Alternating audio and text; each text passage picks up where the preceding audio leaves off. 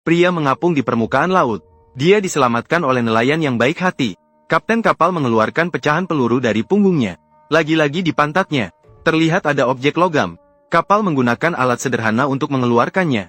Dibersihkan dengan air. Kemudian menekan tombol di atasnya. Kemudian proyeksikan serangkaian angka ke dinding. Ternyata itu adalah nomor YX key. Dan nama bank. Pria tiba-tiba sadar. Dan berteriak pada kapten. Mengetahui bahwa merekalah yang menyelamatkannya. Pria kembali pingsan. Setelah sadar, pria dan nelayan menangkap bersama. Mengetahui identitasnya, dia mengalami amnesia. Namun kemampuan dan kecerdasannya yang luar biasa masih ada. Sudah 2 minggu dia menghabiskan waktu di kapal nelayan. Kapal nelayan akan segera berlabuh. Kapten kapal yang baik hati memberinya sejumlah uang. Dan mengucapkan selamat tinggal di sini. Pria itu akan pergi ke Swiss. Petunjuk W adalah nomor Y tersebut. Setelah tiba di Swiss, sudah malam. Tidak ada di kursi taman, menghadapi. Namun saat malam tiba, 2 polisi menemukannya.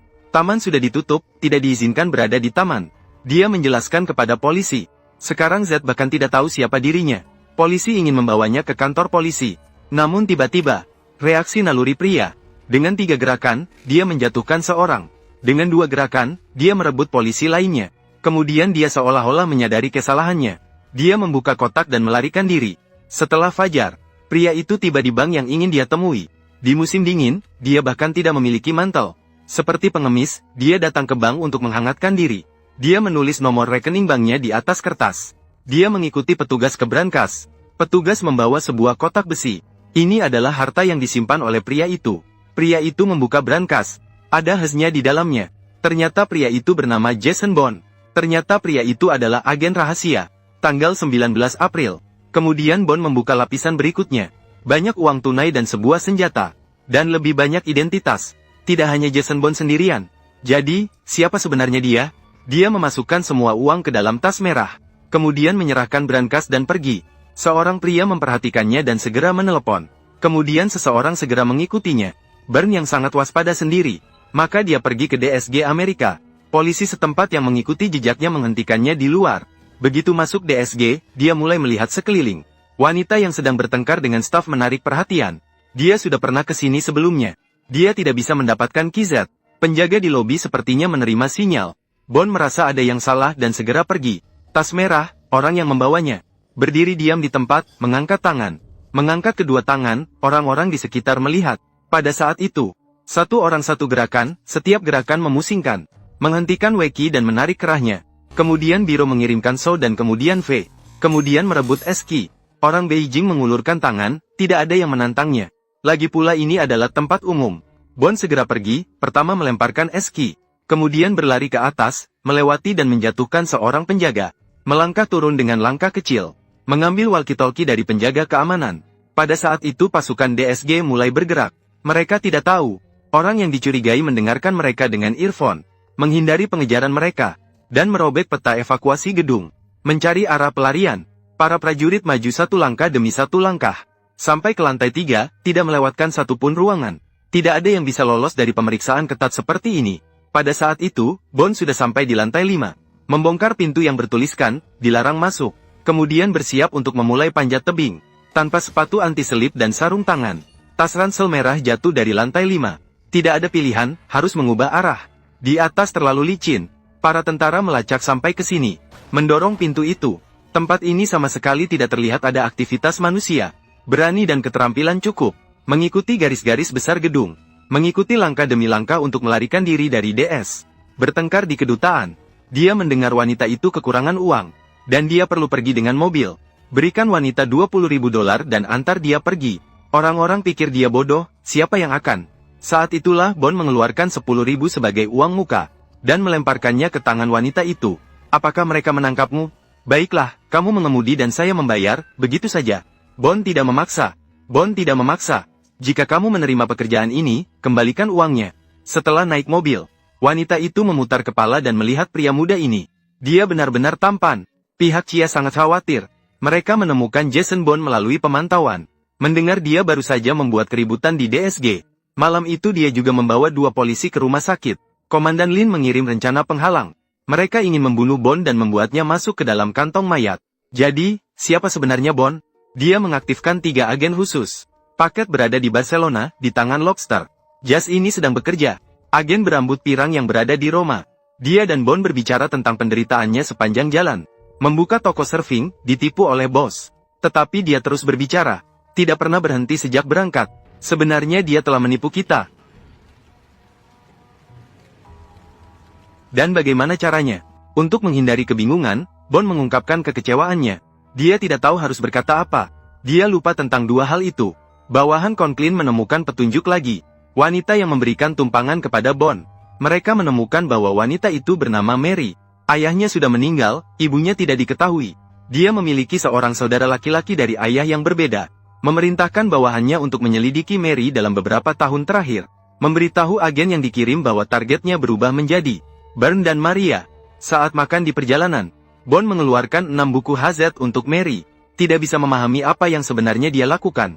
Tasnya berisi penuh dengan HZ dan senjata. Nomor rekening bank tersembunyi di PG. Begitu masuk ke dalam ruangan, secara refleks mencari. Maria menghibur. Saat masuk, juga melihat tanda keluar. Setelah tertembak, mungkin akan ada perilaku aneh. Mabuli Jiechu Kou Deyisi. Dia terkejut dengan perkataan Bern. Masuk ke restoran dari luar pintu. Dia mengingat plat nomor 6 mobil di luar pintu. Pastikan bahwa pelayan wanita itu kidal. Pria di samping meja itu beratnya 98 kg. Dan dia belum minum banyak. Tahu tempat terbaik untuk menemukan senjata. Mengemudi di truk abu-abu itu. Anne mengalami hilang ingatan tapi memiliki kemampuan agen. Mereka melanjutkan perjalanan malam mereka. Bond tertidur di jalan. Pada pagi hari kedua, mereka tiba di Paris. Mari membelikan sarapan untuk Bern. Akhirnya biaya perjalanan 20.000. Bern tiba di lokasi HZ, memberikan 10.000 lainnya kepada Mari. Namun, Mari tampaknya enggan berpisah. Maka mereka naik ke atas bersama. Tempat itu sangat akrab baginya, hanya saja Bern tidak. Inilah rumah Bond di Paris. Melihat ke kiri dan kanan tanpa sedikit pun kenangan. Menebak bahwa dia mungkin bekerja di bidang pengiriman laut. Pinjam toilet untuk mandi cepat. Bond melalui kemampuan luar biasa dirinya. Mulai menyelidiki dirinya sendiri. Dia memutar ulang telepon meja. Ini adalah Hotel Ratu Paris. Kemudian dia mengatakan ingin mencari seorang tamu. Namanya Jason Bond. Sayangnya tidak bisa menemukan orang itu. Tiba-tiba Bond teringat. Dia mengeluarkan HZ lainnya. Minta bantuan resepsionis untuk mencari John Kane. Apakah kamu temannya? Ya. John Kane aslinya meninggal 2 minggu yang lalu. Kecelakaan terjadi di jalan raya, langsung tewas. Ketika datang untuk mengambil barang bawaannya, hotel terputus teleponnya. Saat telepon terputus, dia sepertinya mendengar sesuatu yang aneh. Dia masuk ke dapur dan mengeluarkan sebilah pisau. Saat itu Mary keluar. Mereka saling menatap dan berbincang sebentar. Kemudian Bond berjalan ke depan jendela. Ada apa? Apa yang terjadi? Tiba-tiba seorang pria berambut pirang masuk dengan senjata. Tujuannya jelas, untuk membunuh Bond. Bond merebut Weki setelah itu. Mereka terlibat dalam pertarungan sengit. Dengan pisau kecil, Bond meraih sebuah batu bulat. Mary yang belum pernah melihat dunia terkejut. Bern merampas senjata Huang yang sudah ditundukkan. Meminta Mary untuk membuka dan mencari petunjuk. Mari melihat foto Bond. Selanjutnya, dia hampir hancur. Karena halaman D adalah foto Mary. Mary bingung dan tiba-tiba sangat khawatir. Bern melepaskan SS dan menenangkannya. Pada saat itu juga, SS bangkit dan melompat keluar jendela. Dia bunuh diri dengan melompat dari gedung. Itulah kualitas agen pengganggu. Bern tahu mereka harus segera pergi. Pelayan lantai tertembak di dahi. Mayat Huang dikelilingi oleh penonton. Ji adalah agen khusus Chia di Paris. Melaporkan informasi tentang Huang kepada Kong. Mereka menjauh. Bern harus menyimpan uangnya terlebih dahulu. Sekarang pergilah, setidaknya sudah ada sesuatu. Tempat Bern menyimpan uangnya adalah bank. Tidak disangka di sini. Saat dia keluar, Mary tidak terlihat. Sebenarnya dia pergi membeli makanan. Jangan membebani Mary, biarkan Mary melapor. Dia memberikan semua bukti kepada Mary. Biarkan dia menunjukkan kepada polisi. Mary minum sedikit alkohol. Mengetahui bahwa masalah ini dimulai dari DS. Terasa tidak semudah itu. Mereka pun bertengkar hebat karena itu. Dia tidak ingin membebani Mary, dia akan mencari tahu. Maka pergilah cari tahu kebenarannya. Mary mengencangkan sabuk pengaman. Saat itu polisi juga datang perlahan-lahan. Bond melakukan drifting. Selanjutnya adalah adegan balapan mobil CJ. Melintasi trotoar, masuk ke gang. Mobil bergerak dengan lancar oleh Bond. Setelah beberapa menit mengejar, berbelok diam-diam, masuk ke parkiran bawah tanah. Di sini Bond mengingatkan Mary sekali lagi, untuk bersiap-siap bersamanya. Setelah itu mereka membersihkan sidik jari, kemudian, nama politisi bernama Wang Bosi terkait dengan Chen. Apakah mayat John Kane ditikam? Setelah melihat mayat, dia yakin itu bukan dia. Karena dia tidak tertembak di punggungnya. Ini adalah rencana penghalang Chia. Dalam misi itu, dia gagal. Sayangnya, dia gagal. Chia menemukan bahwa Bond tidak pernah menghubungi. Conklin mencurigai dia telah mengkhianati. Jadi lebih baik salah, daripada membiarkan Bond hidup. Agen Chia yang tidak diketahui. Kali ini dia akan mengungkapkan semuanya. Conklin menjadi gelisah lagi. Mengirim agen khusus bersama Bond, yaitu si Lobak, membunuh Wombosi segera. Bond dan Mari tiba di sebuah penginapan kecil. Mari mencuci rambutnya dan kemudian memotongnya. Malam itu mereka tinggal bersama. Wombosi ingin melaporkan keburukan Chia. Bawahannya masih mengikuti dan membujuk. Tiba-tiba, Lobak berada di atas gedung jauh. 2 tembakan menghabisi Wombosi. Kemudian mereka segera bersiap-siap untuk pergi. Berita cepat sampai ke Chia. Karena bos Conklin menemukannya. Conklin menyalahkan Bond. Mungkin Bond tahu bahwa tugas belum selesai. Dengan membunuh Wombosi di Paris tanpa izin. Newman membunuh Wombosi di Paris tanpa izin. Dia pasti akan memberi laporan dalam 24 jam. Mary pergi ke Hotel Ratu. Sesuai permintaan Bond. Selembar komunikasi dari kamar John Kane. Menuju telepon umum dan menelepon satu persatu. ECK 2435 langsung menelepon bagian maritim perusahaan keamanan. Inilah petunjuknya. Kemudian dia datang ke sini. Mengetahui bahwa wanita ini dan pria ini sangat ramah. Di mana dia membeli kapal beberapa minggu yang lalu. Dengan harga mahal, dia mendapatkan. Nama aslinya adalah John. Pekerjaannya pasti terkait dengan kapal. Mari melanjutkan panggilan seperti yang diminta Bond. Dia menemukan jenazah John Kane. Jika itu John Kane, maka jenazah itu. Mereka segera menuju ruang mayat. Menghabiskan sedikit uang. Seorang pria membawanya ke ruang mayat. Namun, mayatnya tidak ada. Pimpinan ruang mayat datang. Teman Kane membawanya pergi semalam. Dan Bond masuk ke ruang mayat tanpa mendaftar. Dia memarahi anak buahnya. Kemudian Bond meminta untuk mendaftar dengan sukarela. Dia memanfaatkan kesempatan untuk merusak pendaftaran 2 hari terakhir. Namun dia memperhatikan bahwa itu adalah seorang tua. Namanya muncul di daftar catatan dan pembelian kapal. Dia pergi ke tempat tinggal Wong Bo-hee. Tempat itu sudah dipenuhi polisi. Wong Bo-hee diserang. Mereka membeli sebuah koran. Di dalamnya melaporkan bahwa Bo-hee memberitahu polisi 3 minggu sebelum serangan. Pria itu berjarak 8 km dari Marseille. Dia naik ke kapal pesiarnya dan mencoba untuk menyerangnya. Laporan tersebut juga menyebutkan bahwa seseorang turun dari kapal dan menembaknya di punggung. Akhirnya Bond menyadari bahwa dia seorang pembunuh bayaran. Mereka naik mobil kembali ke penginapan kecil. Bond tiba-tiba menyadari ada yang salah. Maka mereka turun tidak jauh dari hotel. Dia menyadari bahwa mereka terbongkar.